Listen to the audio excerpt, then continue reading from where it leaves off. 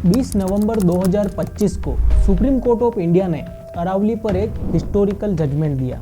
इस बेंच को chief justice B R. Gavai, उनके साथ जस्टिस के विनोद चंद्रन और जस्टिस एन.वी. अंजारिया लीड कर रहे थे।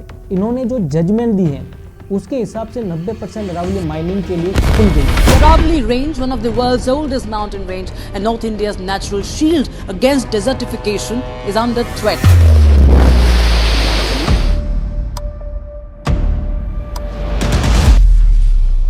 बात सिर्फ एक पहाड़ की नहीं है, यह एक ऐसा ज्योग्राफिकल स्ट्रक्चर है जो लगभग 2 बिलियन साल पुराना है और यह पूरे भारत के मानसून, जलवायु और एग्रीकल्चर को प्रभावित करता है।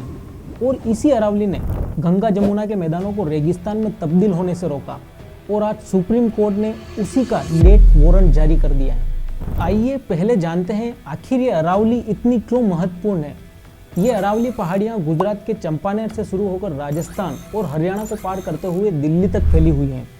अगर अरावली पहाड़ियाँ नहीं होती तो थार रेगिस्तान सिर्फ राजस्थान ही नहीं बल्कि दिल्ली, हरियाणा और पश्चिमी उत्तर प्रदेश तक फैल चुका होता। और साथ ही यह एकमात्र नेचुरल शील्ड है जो पाकिस्तान और अफगानिस्तान से आने वाली गर्म और शुष्क हवाओं को भारत में आने से रोकती है। इसमें से बनास, चंबल और लूनी जैसी बड़ी नदियां निकलती है जो लाखों लोगों की आजीविका चलाती है। लेकिन अब इलीगल माइनिंग की वजह से यह नेचुरल शील्ड लगातार कमजोर होती जा रही है, जिसके कारण रेत भरी आंधियां दिल्ली एनसीआर और वेस्टर्न यूपी तक एंटर करने लगी और आपको बता दें दिल्ली एनसीआर में एकदम से मौसम का मिजाज बदल गया है। जी हाँ, धूल भरी आंधी बाहर दिखने को मिल रही है। देखिए एकदम से मौसम जब इस समय खास करके 12 बजे का लगभग वक्त है। ये इलीगल माइनिंग इस लेवल तक हो चुकी है कि हरियाणा में अरावली के माइनिंग से गायब हुए पहाड़ों के कारण अभी तक हरियाणा की 8% जमीन रेगिस्तान बन चुकी है। अब आप सोचिए, किसी स्टेट के पूरे एरिया का 8% एरिया जो कभी हरा भरा था वो आज पूरी तरह बंजर और रेगिस्तान बन चुका है। और राजस्थान में तो अवैध खनन के इतने बुरे हालात हैं कि वहाँ 128 पहाड़ियों में से 31 पहाड़ियाँ पूरी तरह गायब हो चुकी हैं। कहीं कहीं हालात तो इतने बुरे हैं कि डीप माइनिंग की वजह से ग्राउंड वाटर काफ़ी नीचे जा चुका है, जिससे लोगों को पीने तक का पानी नहीं मिल रहा है। अब आप सोच रहे होंगे इन अरावली के पहाड़ियों में ऐसा क्या है जो यहाँ इतने बड़े लेवल पर माइनिंग हो रही है। तो मैं आपको बता दूं, यहाँ कई ऐसे मिनरल्स हैं जो देश में केवल और केवल यहीं पाए जाते हैं।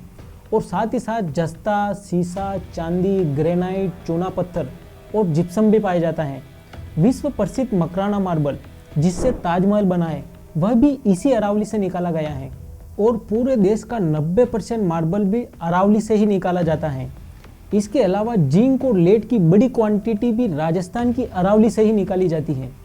इसमें भीलवाड़ा जिले की रामपुरा अगूचा माइंस और उदयपुर के पास स्थित Rampura Dariba mines one of the largest lead और जिंक की डिपॉजिट वाली माइंस है, जिनसे हर साल करोड़ों मीट्रिक टन मिनरल्स निकाले जा रहे हैं, जिससे स्टेट सरकारों को करोड़ों की कमाई हो रही है और यह लगातार बढ़ती जा रही है। एक उदाहरण राजस्थान का ही ले लेते हैं, जहां राजस्थान के माइंस एंड जियोलॉजिकल डिपार्टमेंट का वार्षिक रेवेन्यू का 4 साल का डेटा ही देख लो, जो ईयर 2022 में लगभग 6,500 करोड़ था, वहीं यह 2025 में बढ़कर लगभग 9,500 करोड़ तक पहुंच गया, जो कि लगभग 1.5 गुना ज़्यादा है। ये तो है लीगल डेटा।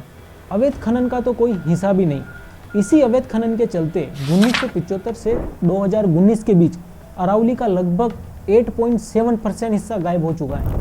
और अभी जो सुप्रीम कोर्ट का जजमेंट आया है, जिसमें इसी अवैध खनन को लीगल जामा पहनाने की कोशिश की जा रही है, क्योंकि पहले अरावली का जो एरिया संरक्षण में था, जिस पर माइनिंग नहीं की जा सकती थी, लेकिन इस नए जजमेंट के बाद उन एरियाज पर भी सरकार लीगल रूप से माइनिंग करवा सकती है। अब सोचने वाली बात यह है कि जब इनके पास माइनिंग की लीगल परमिशन नहीं थी, तब भी इन्होंने अरावली का लगभग 9% हिस्सा गायब कर दिया। तो जब इनको माइनिंग की लीगल परमिशन मिल जाएगी, तब तो ये पूरी अरावली को ही गायब कर देंगे।